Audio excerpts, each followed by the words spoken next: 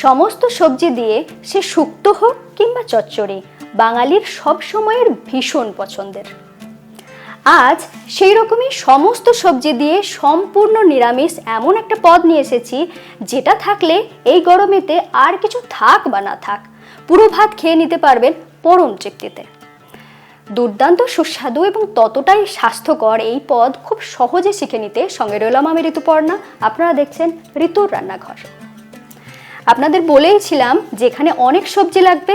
এখানে কি কি সবজি আমি নিয়েছি সেটা আপনাদের দেখিয়ে দিচ্ছি।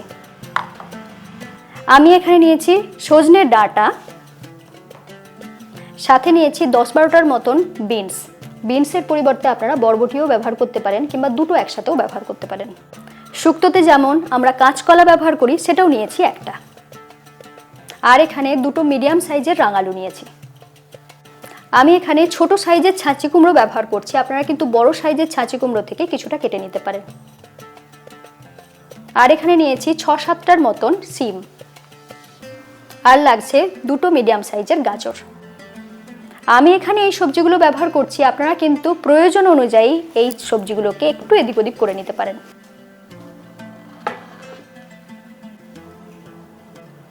শুক্তোতে যেমন সবজি কাটার একটা নিয়ম আছে, এখানেও কিন্তু সবজি কিভাবে কাটবো সেটা দেখিয়ে দিচ্ছি।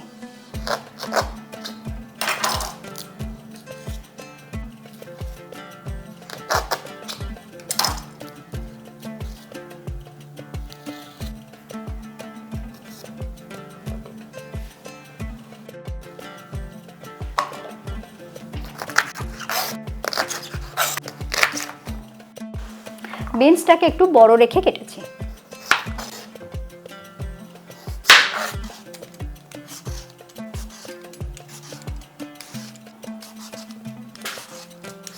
মাঝ বরাবর কেটে নিচ্ছি।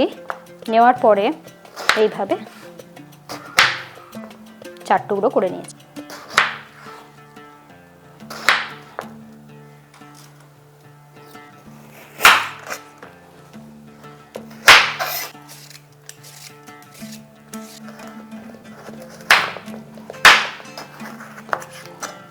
গাজরটা ঠিক এইভাবে লম্বা করে কেটে নিয়েছি। কাঁচকলাটার ক্ষেত্রে ওপরের যে স্কিনটা সেটা কিন্তু এইভাবে তুলে নিতে হবে। কাঁচকলার ওপরের পাতলা স্কিনটা তুলে নিয়েছি, এরপর কেটে নিচ্ছি। প্রথমে এটাকে দুটো টুকরো করে নিচ্ছি, নেওয়ার পরে এইভাবে 4টে টুকরো করে নেব। একইভাবে এই দিকটাকেও কেটে নিচ্ছি। এই রান্নাটার ক্ষেত্রে সবজি কাটতেই যে একটু বেশি টাইম লাগে, রান্নাটা কিন্তু খুব সহজ।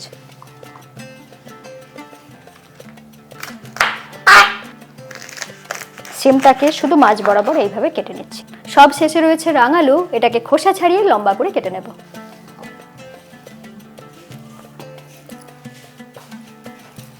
এরপর একটা বাটা মশলা বানিয়ে নেব। তার জন্য এখানে নিয়েছি 1 টেবিল চামচ গোবিন্দভোগ চালকে 15 মিনিটের জন্য জলে ভিজিয়ে রেখেছিলাম।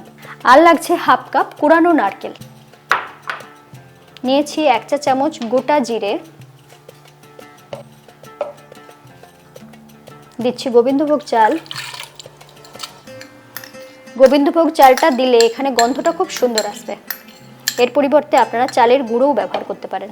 দিচ্ছি কুড়ানো নারকেল, সাথে দিয়ে দিচ্ছি গোটা জিরে, আর ঝালের জন্য দিয়ে দিচ্ছি কাঁচা লঙ্কা 2টো। এটাকে জল দিয়ে বাটবো না, বাটবো 1/2 কাপ টক দই দিয়ে।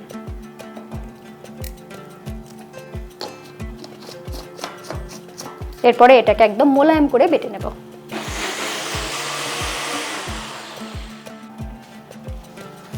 জল ছাড়াই এটাকে দই দিয়ে বেটে নিয়েছি মোলায়েম করে, দেখুন এইভাবে।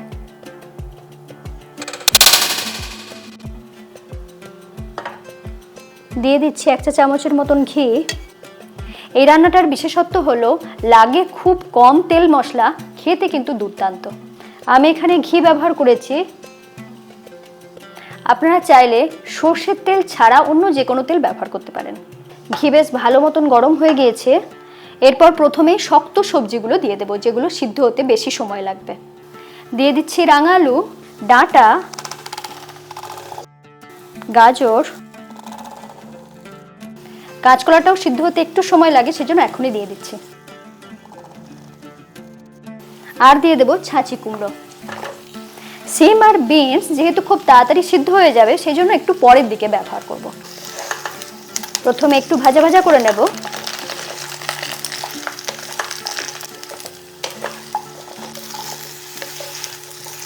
প্রথমে নুন দেব না, তাহলে জল কাটতে শুরু করবে। প্রথমে একটু ভেজে নেব, তারপর নুনটা দেব। 2 থেকে আড়াই মিনিটের মতন এটাকে হাই ফ্লেমে ভেজে নিয়েছি। এরপর দিয়ে দেব নুন। দিচ্ছি স্বাদ মতো নুন। এরপর এটাকে ঢাকা দিয়ে সিদ্ধ হতে দেব। সবজিটাকে আমি ঢাকা দিয়ে 3 থেকে 3.5 মিনিটের মতন রান্না করে নিয়েছি।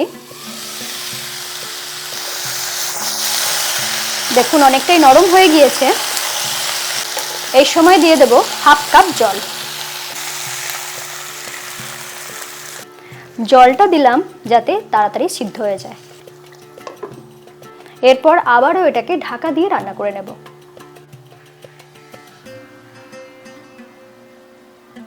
আরো 4 মিনিটের মতন এটাকে রান্না করে নিয়েছি। সবজিগুলো দেখুন অনেকটাই সিদ্ধ হয়ে গিয়েছে।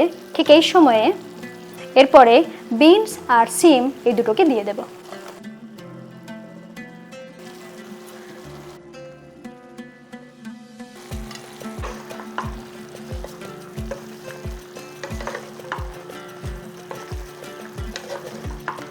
একটু নাড়াচাড়া করে নিয়েছি।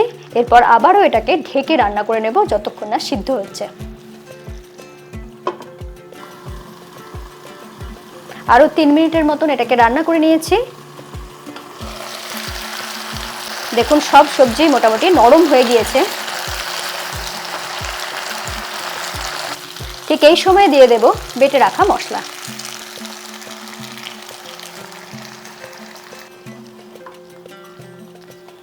এরপর হালকা হাতে এগুলোকে একটু নাড়াচাড়া করে দিচ্ছি, কারণ সমস্ত সবজি সিদ্ধ হয়ে গিয়েছে। আর একটা জিনিস মনে রাখবেন, এরপরে কিন্তু গ্যাসটা থাকবে একদম লো ফ্লেমে, কারণ এখানে দই রয়েছে। এটা ঢাকা না দিয়ে লো ফ্লেমে রান্না হতে থাক। এরই মধ্যে একটা কাজ করে নেব। একটা ফোড়ন বানিয়ে নেব, তার জন্য এরকম একটা প্যান নিয়ে নিয়েছি। দিয়ে দিচ্ছি ঘি। ঘি ভালো মতো গরম হয়ে গিয়েছে। এরপর দিয়ে দিচ্ছি সামান্য একটু গোটা জিরে, দিচ্ছি গোটা সর্ষে, দিচ্ছি সামান্য একটু গোটা মৌরি। একটু নাড়াচাড়া করে নিলাম। ফোড়ন থেকে খুব সুন্দর গন্ধ বেরিয়ে গিয়েছে। ঠিক এই সময় দিয়ে দেব একটা কাঁচা লঙ্কা, দিচ্ছি কারি পাতা, আর দিয়ে দেব সামান্য একটু হিং। ফোড়নটা একদম রেডি। এরপর ওপর থেকে এই ফোড়নটা দিয়ে দেব।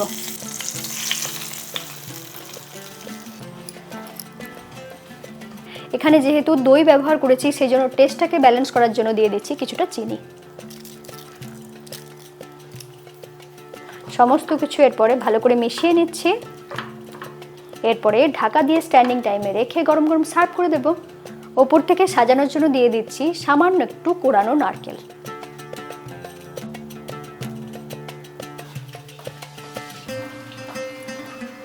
কত সহজে এরকম সুন্দর একটা পদ তৈরি হয়ে গেল।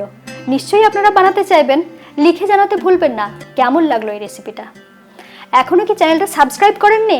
তাহলে এরকম নতুন নতুন ইউনিক রেসিপি পেতে আজই চ্যানেলটা সাবস্ক্রাইব করে নিন। বেল আইকন প্রেস করে রাখুন। সকলে খুব ভালো থাকুন। আবার দেখা হচ্ছে এরকমই নতুন নতুন রেসিপির সাথে।